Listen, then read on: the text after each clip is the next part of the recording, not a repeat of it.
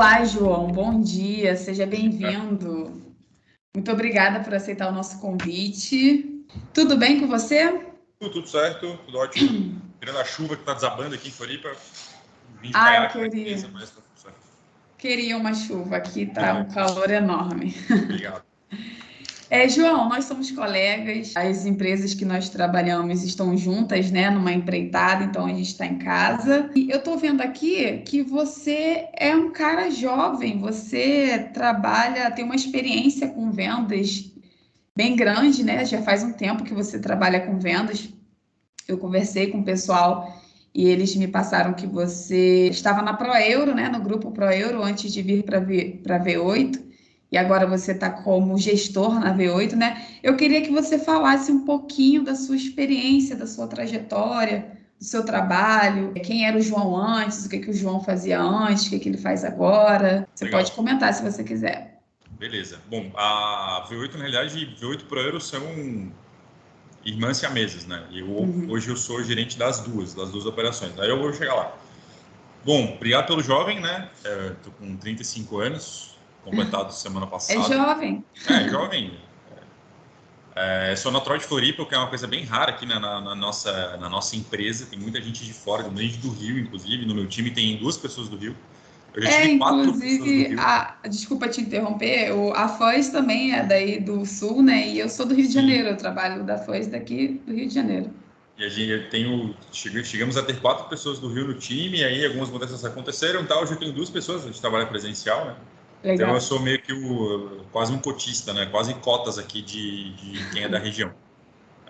Eu já trabalho com vendas há, cara, 2000, uns 10 anos, 9 anos, vai. É bastante tempo? Só que eu sou formado em administração aqui pela Federal de Santa Catarina, e aí, logo que eu me formei, eu trabalhava na Oi, né? Sim. A Oi, a Rede Telecom. Eu era estagiário lá, passei no processo seletivo de estágio, fiquei 2 anos lá entre estágio e efetivo. E aí, quando eu saí da Oi, nos idos de 2012, eu lembro de ter recebido no meu e-mail, da época que estava registrado na coordenação do curso de administração, uma série de vagas numa empresa da região chamada WAT, o ATT, que é uma empresa que vende presentes criativos, a gente chamava, mas é basicamente papelaria, bazar, utilidades domésticas, e assim por diante, decoração. Eu já conhecia, por ser uma empresa da região, por ser uma empresa com uma projeção nacional, né? Uma empresa na época com 60 lojas pelo Brasil. E era uma empresa que tinha recém passado no processo seletivo da Endeavor. A Endeavor é uma organização sem fins lucrativos que apoia empreendedores de alto impacto nos países em desenvolvimento, que inclusive é uma empresa surgida, é uma instituição surgida na Argentina, mas das mãos de uma americana, da Linda Rothenberg. Então eu fui para a conversa lá, eu lembro, eu costumo brincar que eu saí com o rei da barriga da universidade, cara, bem formado, cara, analista. Eu era analista na Oi, analista tal. Eu virei de estágio para analista. Aí tinha uma vaga lá de analista de expansão para cuidar da parte de franquia. E aí eu lembro que eu me apliquei para essa vaga, né, analista. E aí, por algum motivo XPTO, eles me colocaram, e eu não tinha experiência nenhuma mesmo, eles estavam muito certo. Eles me colocaram na vaga de assistente de produto na época, né? Me encaixaram para essa vaga, eu fui para conversa com a gestora e tal. Enfim, fui lá, conheci. E naquele mesmo momento, naqueles mesmos dias, eu tinha me aplicado para uma vaga na maior concorrente da Watt, chamada Imaginário. Né? Que curiosamente... Eu acho que eu conheço a Imaginário. A Imaginário é muito forte, cara. Sim, eu conheço a Imaginário, sim, conheço. Depois veio a ser comprada pela Americanas e que, curiosamente, é uma empresa fundada em Petrópolis, no Rio, mas que se desenvolveu aqui em Floripa. Então a Imaginário não existe mais, ela foi comprada. Não, ela existe como empresa, ela é uma marca da Americanas, ela tem as operações rodando no shopping, né? Hoje um grupo Americanas Imaginário e Puquê, a de meia, Puquê, que a Imaginário comprou a Puquê, e aí a Americanas, a B2W, né? Esse problema todo que rolou nos últimos meses, comprou a Imaginário inteira. Isso faz mais ou menos uns 2 anos. Só que na época era a maior concorrente e da cidade, né? A Imaginário também era de Floripa, por mais que tenha surgido em Petrópolis, era de Floripa. Tinha ali, eu lembro que eu fui para as 2 conversas. Eu lembro muito bem que o que me definiu a minha entrada na Watt na época foi a história assim, cara, se eu mandar muito bem aí em um ano, o que acontece comigo? a Imaginário tinha um plano de cargos e salários definido e não ia acontecer nada comigo. Eu ia ter que esperar um ano para evoluir, ganhar mais dinheiro. E na Watt não foi bem assim, né? E foi o primeiro indício do que eu vi onde eu estava entrando. Eu costumo dizer também assim, cara, não, João, que não der essa, que se o cara manda bem, a gente vai crescendo. Então foi o primeiro indício que eu vi que eu ia entrar numa loucura e que durou 10 anos essa loucura. Uma loucura boa pra caramba, foi uma puta escola para mim. Então lá eu me desenvolvi como profissional porque eu acabei tendo a oportunidade, eu sempre tive um perfil muito generalista. O que é generalista? Né? O cara que, cara, consegue tocar um pouco de tudo. Eu sempre fui meio nerd e tal. Então lá na Watt eu entrei na parte de produto para fazer avaliação de desempenho de venda e pedir reposição de produto. A Watt era uma empresa eminentemente importadora de produto, né, China.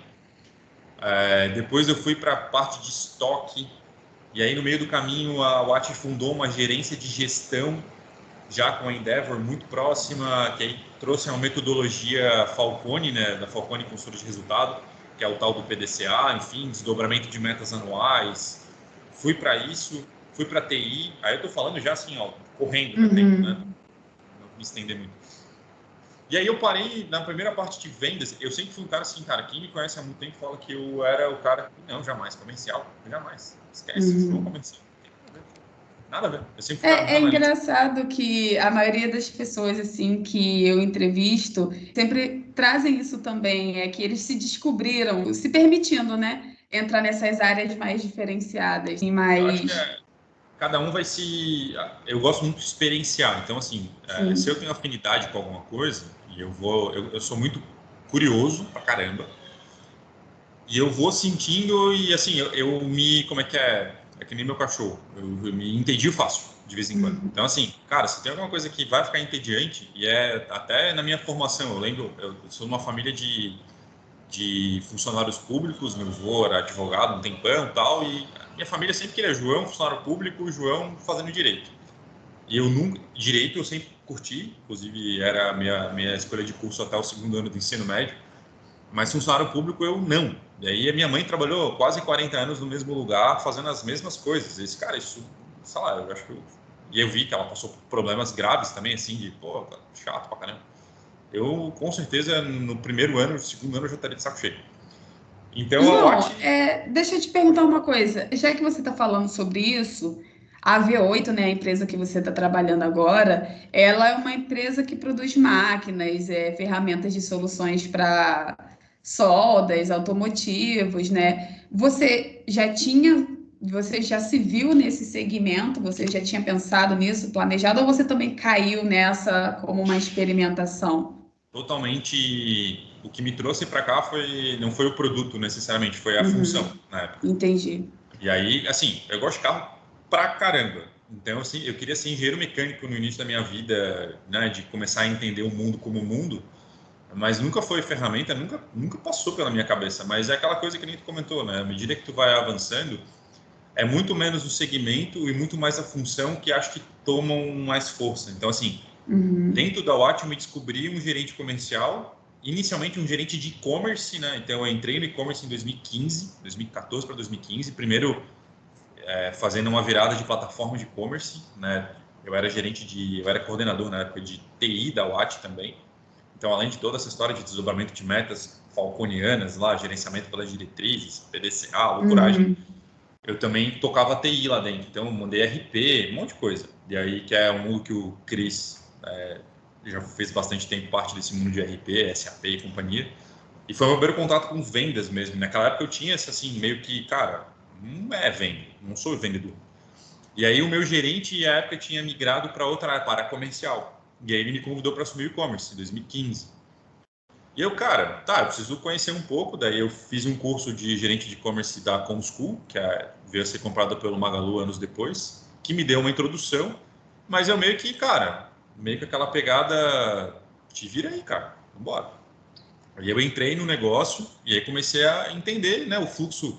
Cara, o que é um e-commerce? O que é uma operação comercial do e-commerce? E o e-commerce ele te obriga a tu conhecer todas as frentes da empresa, do financeiro Sim. à logística. Não tem como. Produto, não tem como.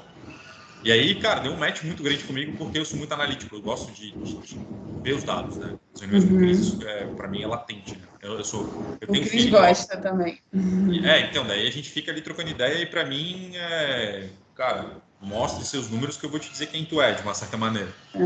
E aí a coisa Quando foi você fluindo. Quando Falar. você estava na Whats, você trabalhava, as suas vendas era direto para o consumidor final ou também era B2B? Os B2B? dois. É Os muito parecido dois? com o que eu tenho aqui hoje. Porque a gente tem o canal B2B, a Watch tem um canal B2B que é o canal mais forte, que é a venda via representante comercial para revendedores Watch espalhados pelo Brasil. Tinha franquia na época também, mas a franquia estava acabando. E tinha a operação que eu inicialmente fui tocar, que era o e-commerce. Que era, Uhum. assim, a gente saiu de menos de 1% do resultado para bater quase 10%, assim, em um ano. De 8 a 10 a gente flutuava ali no mês. Então a gente conseguiu trazer um resultado muito legal. E aí, entre idas e vindas, eu fui para.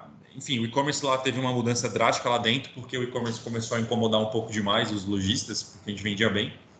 E o e-commerce é como um canal de venda, ele exige, né, uma série de movimentos internos, movimentos de marketing, movimentos de a gente, né, pô, eu preciso atrair, como é que eu atraio o cliente, né? Como eu faço o cliente entrar na minha base e comprar comigo? É um pouco do trabalho que a gente faz com a Fuzz hoje, inclusive, né? Pensando em V8. E isso gera ruído. E o ruído, tu tem duas alternativas. Ou tu assume que ele, beleza, vai existir, eu tenho validação corporativa para tocar esse ruído todo, ou a gente faz alguma coisa. E aí a Watt tomou a decisão na época de tirar um pouco o pé do e-commerce. E aí o João saiu da coordenação de e-commerce e foi ser coordenador de inteligência de mercado, B2B. Caramba. Ainda tocando o e-commerce, né? O e-commerce estava comigo ainda, mas me assim, João, vamos tirar um pouco o pé. Tá doendo demais aqui, vamos gastar um pouco mais de tempo agora no canal B2B, que é onde a gente tira mais receita. Né? Beleza. Aí foi como eu comecei cada vez mais a transitar para o comercial raiz, vamos dizer assim. Uhum. E aí, em pouco tempo, eu virei coordenador de vendas. Aí eu fui tocar representante comercial, aí foi... E aí eu entrei de cabeça nesse mundo. Até eu assumi a gerência nacional de vendas na época. O meu então gerente, ele saiu da empresa, né? Ele voltou para a cidade dele, o cara que eu tenho como professor até hoje. É um cara com 20 anos de mais de 20 anos de experiência e ele me ensinou muito. E na hora que ele saiu, ele falou: João, estou te colocando aqui na gerência, vamos embora, confio em ti, tens potencial. Eu, cara, aí eu abracei, né? Abracei lindamente o comercial e vida que segue. Então, Isso. pela sua experiência de venda, tu, né, pelo tempo, se provou um especialista, né? Já que você trabalhou tanto com a venda B2C e a B2B, qual você acha que é a grande diferença entre as duas? São, são, são meios de venda bem diferentes, né? Uhum. Dependendo do canal B2B, o canal que nós temos na V8, por exemplo, o argumentário, né, a maneira com que eu abordo o cliente, os assuntos que eu trago para o cliente para, né, entender o ponto de compra dele são diferentes. Uhum. Então, o lojista ele dá valor muitas vezes, claro, para a qualidade de portfólio, mas ele vai olhar um pouco mais em condição de pagamento, um preço, um serviço, um atendimento, uma assistência técnica, em Sim. detrimento de um B2C. Vamos pensar um B2C commerce, né, um B2C online. Eu não falo um a um, é raro a gente conseguir falar com um. Né?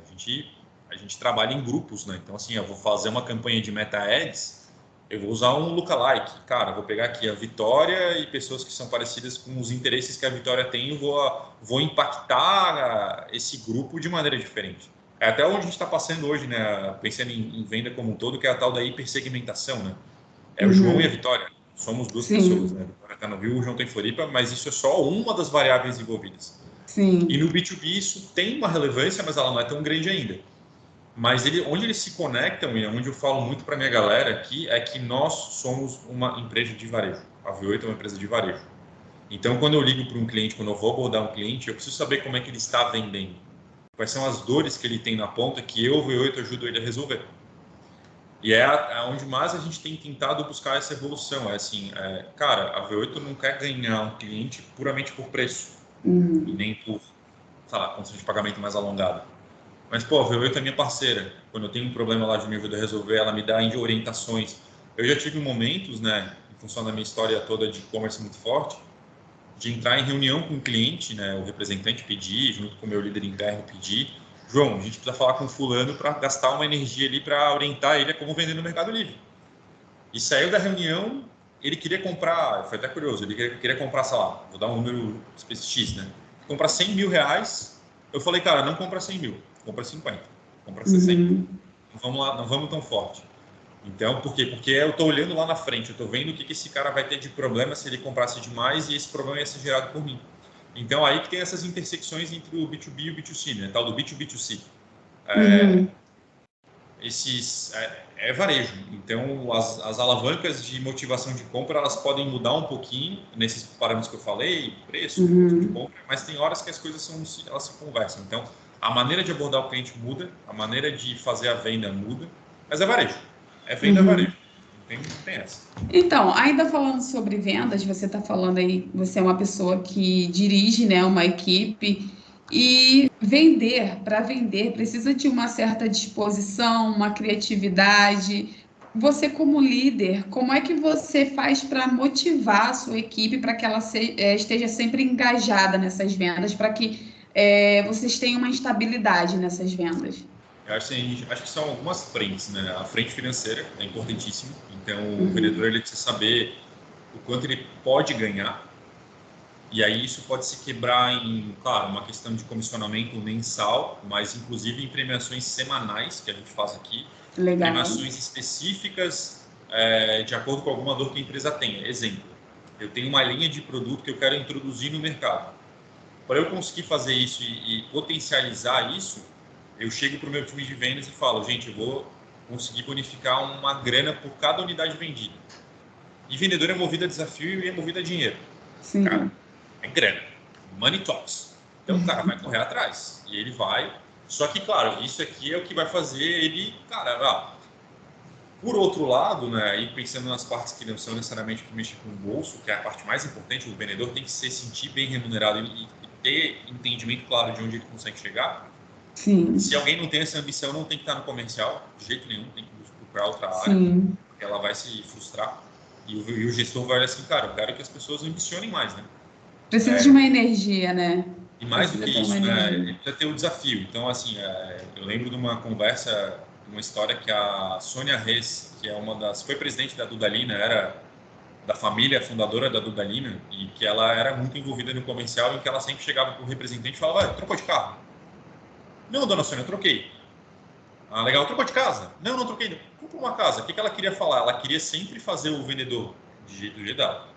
Buscar o a mais, estar endividado para correr atrás de mais, ter esse desafio de querer o a mais porque eu queria entregar isso para ele na venda. Beleza, mas é um segmento, é uma parte Muito mais legal. grana.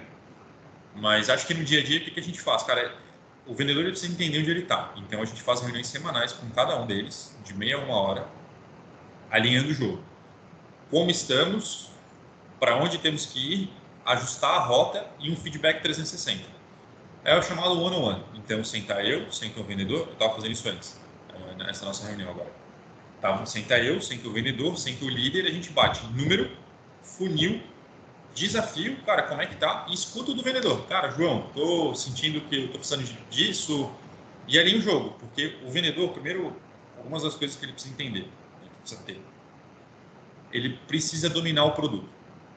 Se eu entro em contato, especialmente num segmento como o nosso, se o vendedor entra em contato com um lojista, que o lojista não sente segurança no vendedor em entender o que ele busca vender, ele vai embora. Pensa, não, vamos traduzir para a gente, né? De novo, eu gosto de carro. Se eu entro numa concessionária X para ver determinado carro, que eu tenho interesse de compra, e o meu vendedor, o cara que está tentando vender o carro para mim, eu não sinto firmeza no que ele está trazendo para mim, eu sei mais que ele, eu vou embora. Assim, cara, pô, na boa. Eu vou vender para ti, cara, não quero. Então, o vendedor precisa se colocar como uma autoridade no assunto, para conseguir abordar o cliente. E aí ele também precisa entender ao longo da conversa com o cliente para onde ele tem que direcionar a conversa. Então, essa one-on-one, né, a gente passa ali no funil.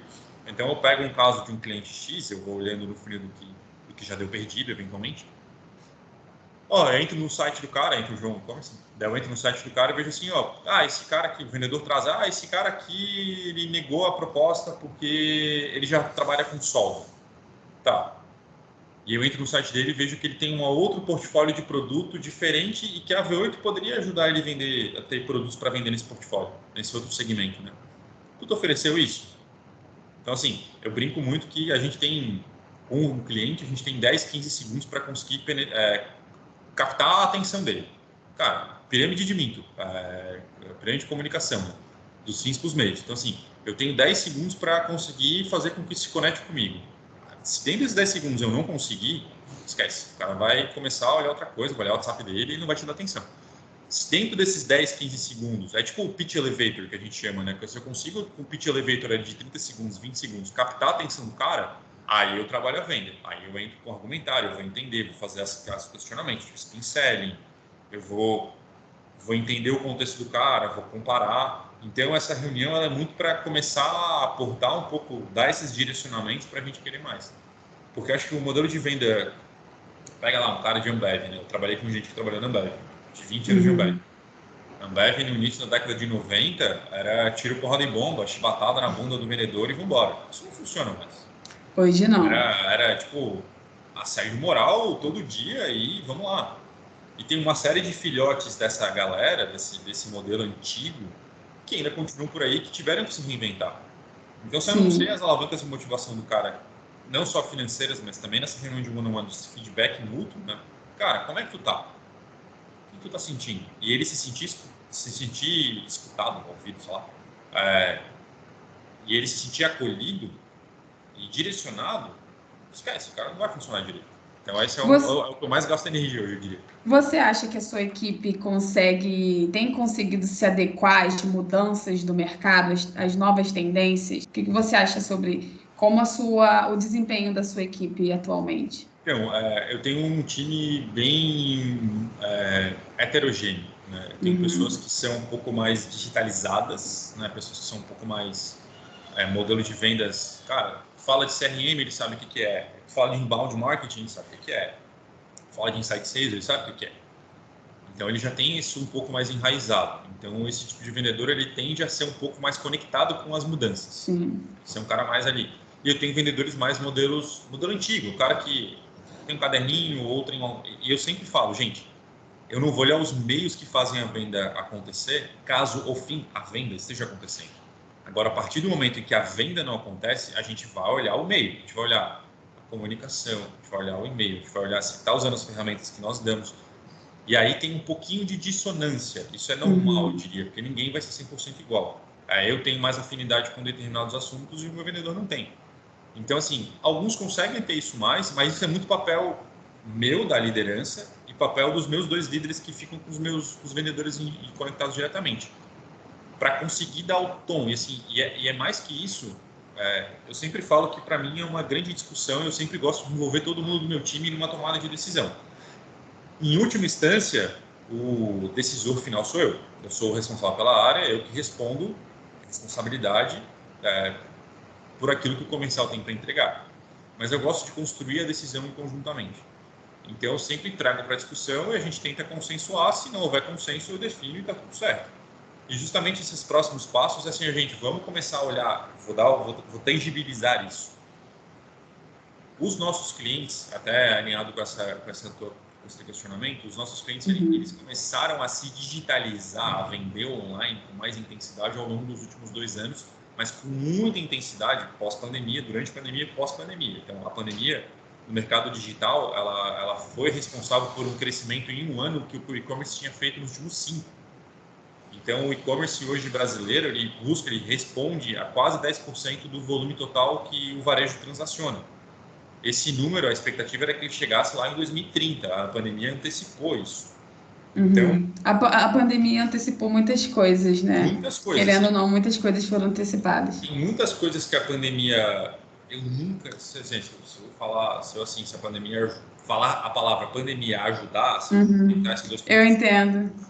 Mas ela forçou que uma série de evoluções que eram previstas para mais tempo fossem feitas antes. E eu vivenciei isso na minha antiga empresa. A gente planejava fazer uma coisa em 2021, a gente teve que antecipar na metade do ano. Eu estava com o orçamento entregue na metade do ano. Então, a gente teve uma série de coisas que teve que fazer antes. E isso fez com que vários clientes, cara, começassem a se digitalizar. Só que essa galera se digitalizou meio que atabalhoadamente, meio que não sabem. E o meu vendedor, os meus vendedores aconteceu isso, eu percebo, eles não conhecem direito do meio digital, uma venda no Mercado Livre, no Marketplace. Então, esse conhecimento eu tenho tentado aportar com eles para que eles levem isso para a ponta. Eles levem isso para um cliente que já tem uma operação digital, que consiga orientar o cara como que ele tem que fazer.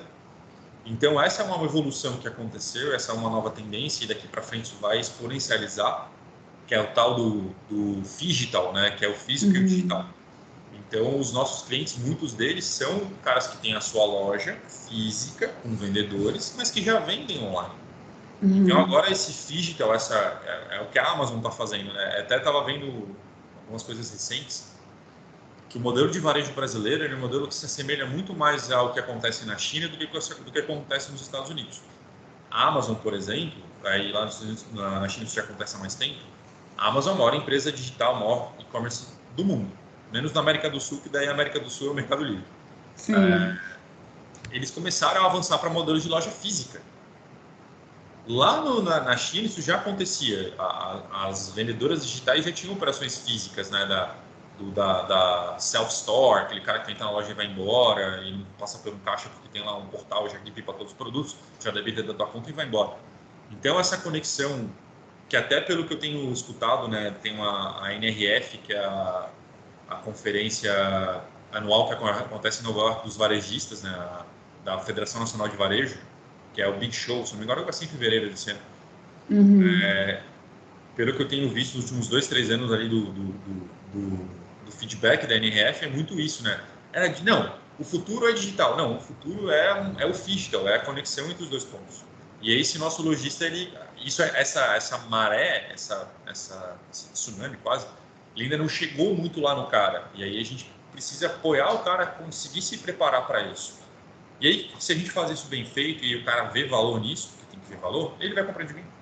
Por isso que eu falo, não é preço só, óbvio, não é condição de pagamento. É o quanto a V8 consegue ajudar o cara a se preparar e a vender mais na ponta, varejo. Cara, o que está vendendo mais? Como é que eu posso te ajudar a vender mais? E aí, de novo, tangibilizando o que acontece no meu time, é entrar na loja do cara no Mercado Livre e ver, meu amigo, o teu preço desse item aqui no Mercado Livre, uma solda XPTO nossa, está completamente diferente do que os outros caras que vendem bem lá. Então, tu tem que começar a dar essas orientações pro cara. É foto, é título, é vídeo de YouTube, é a presença digital no Instagram, numa rede social, são coisas assim. Vamos falar um pouco sobre produto agora? Você hoje faz a gestão e operação do e-commerce na V8, né? O que você acha sobre o seu produto? Por que você acha que as pessoas deveriam comprá-lo? Então, pensando em V8, a gente tem uma operação, nós não temos operação digital, né? A operação digital é da ProEuro. A operação de compra nossa, ela é uma operação offline, né? Ele vem no site para ver o catálogo, mas o que a gente se coloca? Nós não somos a marca mais barata do nosso segmento. Nós também não somos a mais cara. Então, a gente coloca produtos de alta qualidade, de alto custo-benefício e alinhados com o que há de mais evoluído no mercado. Então a V8 ela foi muito pioneira agora no último ano, basicamente, em conseguir trazer um grupo de máquinas de solda, por exemplo, já a gente chama de máquina eletrônica. Então é um equipamento que há 3, 4 anos atrás era caríssimo. Hoje ele já tem uma entrada muito mais factível para um lojista. Então nós não somos a mais barata, também não somos a mais cara. A gente não é a Ferrari, mas a gente também não é o Kwid da Renault.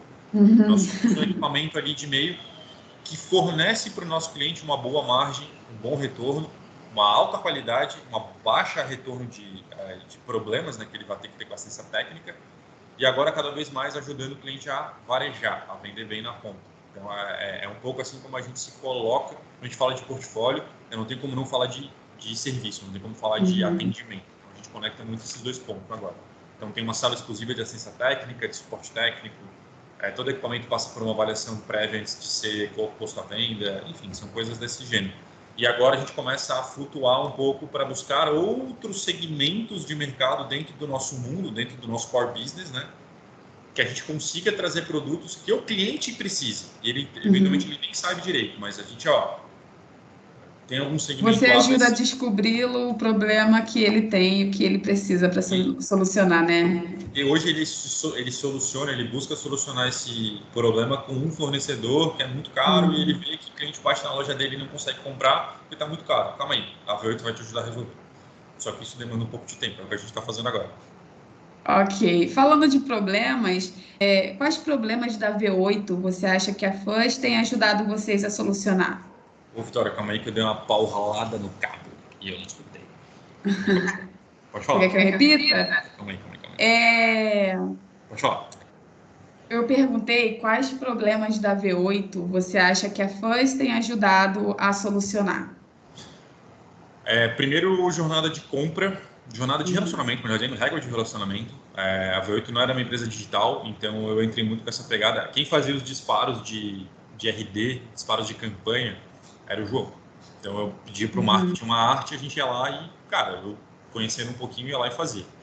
O que a Fuzz nos ajudou a fazer? Em algumas frentes. Né? A primeira frente foi essa, a gente organizar a régua de comunicação com os nossos clientes, especialmente agora na parte mais de campanha.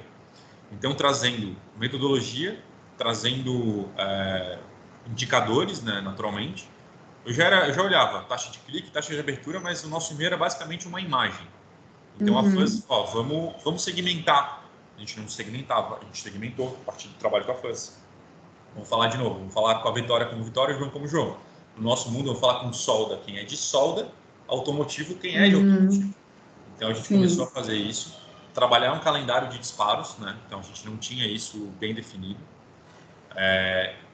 trazendo algumas pequenas ferramentas digitais que nós já tínhamos contratado e não usávamos. Então assim, cara, vamos botar o WhatStation para rodar no site, vamos colocar um CRM para rodar que nós não tínhamos também até começar a Uhum. operação do Inside Sales e trazer esse aporte de metodologia, de orientação e de treinamento sobre não só o RD CRM, que é um meio, mas como a gente tem usado um pouco o modelo do predictor revenue, né, do receita previsível, né, que a gente pode Uhum.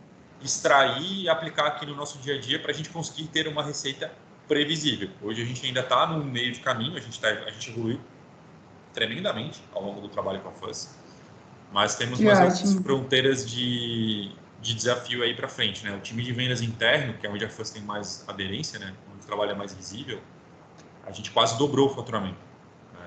Esse foi um baita corte aí para tu cortar e botar lá no site. Nós mais que dobramos o faturamento entre o que nós tínhamos antes, né? E o que nós temos depois da Fuzz. Então, Que e veio ótimo. muito assim, Bom, organização. A gente organizar, trazer metodologia, trazer conteúdo, trazer calendário. Isso aí é o que mais tem nos ajudado. muito bom. Ótimo saber disso. Agora a gente vai entrar para as últimas perguntas. Eu queria saber o que que a gente pode esperar de novidades da V8 nos próximos meses. Então, nós temos uma previsão de lançamento de mais de 10 produtos novos daqui para frente, até o 10 produtos 10 novos. produtos novos, no mínimo 10 produtos novos, atacando um pouco do segmento de mercado que nós já atacamos. A gente vai continuar falando de ferramenta, a gente vai continuar falando com quem vende ferramenta online e no físico, a gente vai continuar com essa galera, mas a gente quer apoiar essa galera trazendo produtos que hoje eles vejam que ou eles não têm um atendimento adequado, ou o preço não é alinhado com o que eles precisam, vendo Uhum. exatamente as oportunidades de mercado. Então a gente deve avançar fortemente para essa galera fazendo teste. Eu gosto muito do termo que é um beta contínuo. A gente está sempre fazendo teste. Uhum. Quem nos ajuda a trazer um produto novo ou eventualmente matar um produto é o mercado. Se o mercado responder, a V8 vai ser a principal parceira do mercado nesses novos produtos. É para isso que a gente está fazendo. Ao longo dos últimos 4 meses, a gente lançou e oportunizou ao nosso cliente pelo menos 7 produtos novos. A nossa ideia é nesse primeiro semestre do ano que vem a gente lançar mais 10.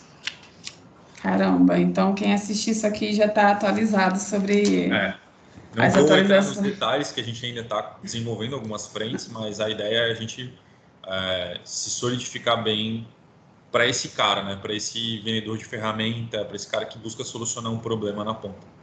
Claro, ok. Para terminar, você, né? A gente conversou, você já se demonstrou ser uma pessoa experiente em vendas, então eu queria que você deixasse aqui um conselho que você daria para um profissional que está entrando agora, está iniciando a sua carreira nas vendas. Olha, um só é difícil, mas primeiro ponto, se mantenha Você atualizado. pode dar quantos você quiser. Se mantenha atualizado e a atualização cara, não é educação formal, fazendo um curso necessariamente. Se manter atualizado, se manter antenado. Hoje, acho que a gente nunca teve um volume de informação transitando tão grande. Então, qualquer empresa Uhum, grande toda empresa tem venda. Toda empresa tem venda. Então, se manter atualizado é pegar um relatório de resultado de uma empresa, de uma Ambev, e entender quais são os próximos passos que a Ambev está buscando fazer. E se tu está inserido no mercado, entender como é que o mercado está se comportando. Então, se manter atualizado, acho que é o mais importante, assim, né? Conseguir o up-to-date, né? Cara, tá ali, eu tô online, tô vendo o que está acontecendo. E segundo nunca parta de pressupostos. Nunca parta apenas do seu feeling. Cara, feeling é importante pra caramba, pode te dar uma série de luzes, mas são os dados que vão te ajudar a lastrear o teu feeling para onde ele está caminhando. Então, a gente está de novo num momento em que nunca se tem tanta métrica, nunca se tem tanto dado rodando. Tem que entender, tirar os ruídos e entender aquilo que é o essencial, né? Para não ter as métricas da vaidade. Mas meça. O que não é medido não é gerido, já diria o pai da administração, Peter Drucker, que é uma frase que nunca fez tanto sentido nos últimos meses, eu diria, anos, né? Mas se mantenha atualizado, controle seus números, veja seus números, veja o que está acontecendo e escute o mercado. Cara, escute, esteja na ponta, veja o que acontece. O mercado é soberano. Podemos dizer até que é um tipo de privilégio, né? Hoje em dia nós temos tanta informação e poder ter tanta possibilidade de medir e possuir tantos dados, né? Para poder prever o mercado. Tanto em ter sem gastar um puto, eu quero saber hoje, quem trabalha no digital, isso já é normal, mas eu tenho uma página de Instagram pequena, com poucos seguidores, eu já tenho métrica para olhar. Eu já sei de onde o cara qual é o lookalike da galera, qual o grupo de interesse, qual a faixa etária, e a partir dali eu vou movimentando a minha estratégia para atacar essa galera. Então, nossa, Só que aquela coisa, todo número quando tu pega, tem um termo que eu gosto de falar. Tá, e aí? So what? O que eu vou fazer? Tá, e agora? Tá, beleza. E agora? Agora, posto que eu sei disso, o que eu faço com isso? Também é um ponto importante para ser pensado. Exatamente. Não basta ter só informação, mas saber como manuseá-la, né? O que fazer com ela. Exatamente.